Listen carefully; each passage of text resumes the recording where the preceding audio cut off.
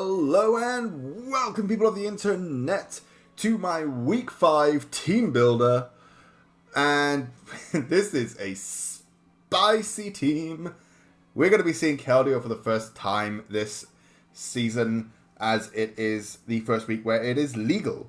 I made this trade literally minutes before the deadline, and yeah, we're going to be using it straight away in our first week that we can use it.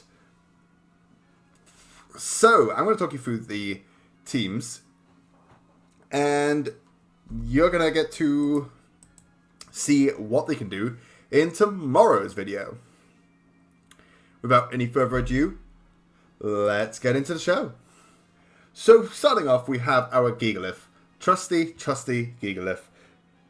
He has come every single week so far and died in every single week so far, because it does nothing but set up sand, dies, and goes into Draco's, which this week is not the plan.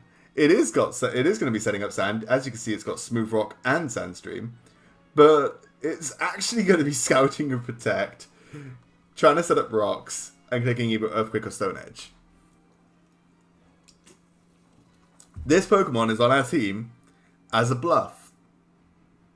We do have it as an option if we do need to, because we do also have Dracozolt on this team, but for the most part, it is actually a bluff, and you'll see why later on. So we have Keldeo coming in straight away with its Resolute form, holding a Wise Glasses, setting up Justified, and also setting up Justified if I see any Dark type attacks. Flipton, Air Slash, Icy Wind, Secret Sword. So these are basically just coverage moves. These two are just the stab moves, basically. And an Icy Wind is there for the Flygon that I am dreading very, very, very much. Because Flygon brick walls my team, for the most part, outside of Keldeo. Then we have the one, the only, Conkeldurr coming in with this week 4 attacking moves, as opposed to running either Knockoff or Defog.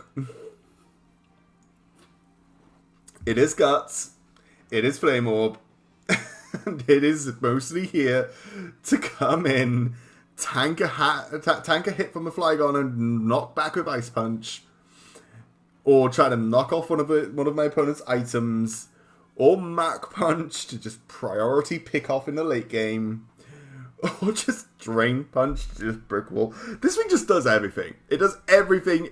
It is a team on its own.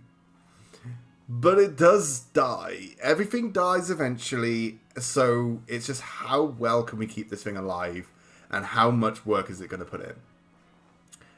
I don't have the answers to that, because I haven't played the battle yet. But I'm thinking, a lot. Then we have the trusted Dracozolt to pair with Gigalith. But what's this? It's a Choice Scarf. Why is it holding a Choice Scarf? Well, that's because Gigalith is a bluff. My opponent is expecting me to bring Sands. My opponent also knows that Sand is probably one of the strongest variants of my team. But what he doesn't know is, it's not the only variant of my team. My team works without Sand. And I'm going to prove that this week, hopefully. Hopefully I don't have to use my Sand mode, but I do have Sand mode as an option. It does have Sand Rush. And if Sand Rush is active, nothing is outspeeding this. If Sand mode is active, this thing is the fastest thing in the entire league. Thanks to the combination of Sand Rush plus my Scarf.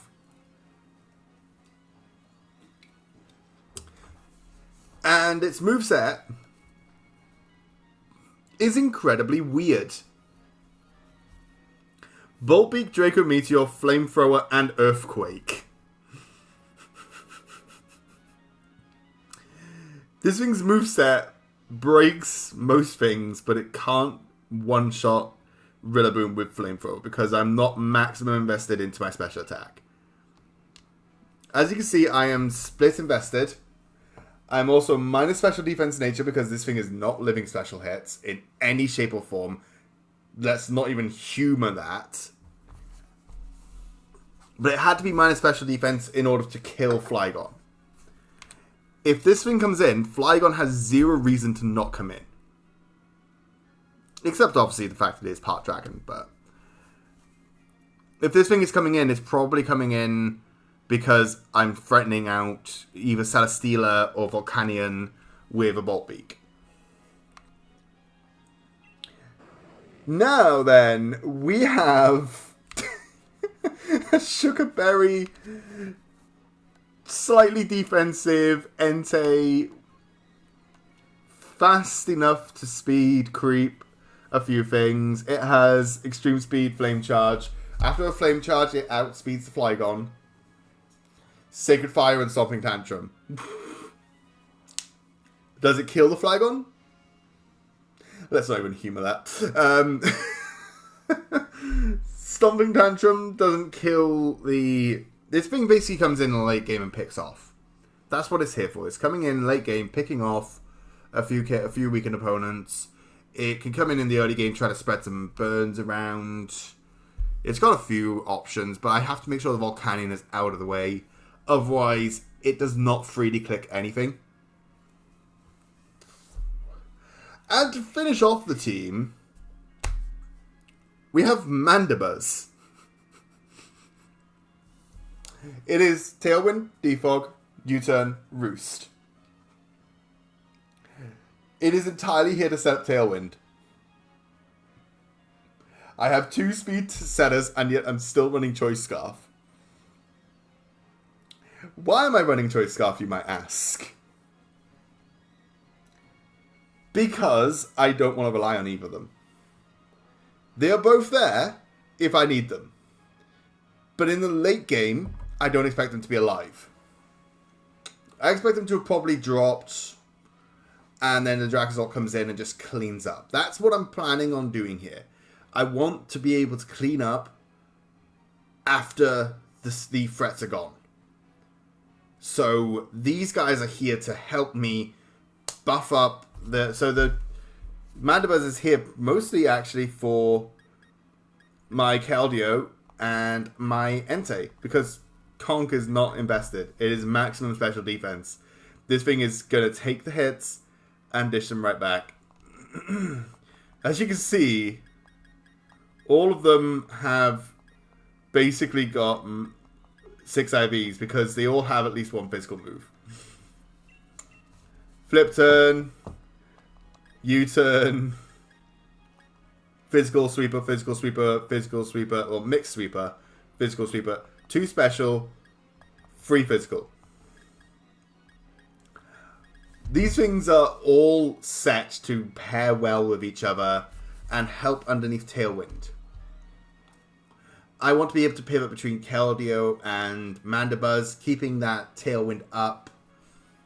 That's why Keldeo is not choice locked, because it's going to be attack, attack. So it's going to be basically U-turn into Keldeo. Keldeo clicks one of its attacks, then flip turns back into the Mandibus, who sets up Tailwind. U-turns back into Keldeo. Keldeo attacks. That is basically one of the options for my loops here. The other option is Tailwind gets up, U-turns out into Entei. Entei clicks Sacred Fire. And then the other option is, in the late game, if it's still alive, Tailwind goes up, U-turn out into Dracozolt. If I can't safely get Tailwind up, I can go in with Conkeldurr and just try to just break something. So yeah, there are a lot of modes for this team, and this is going to be an interesting one. So please do keep an eye out for the battle, which should be going up the day after this goes up. And take care, and be kind. Bye!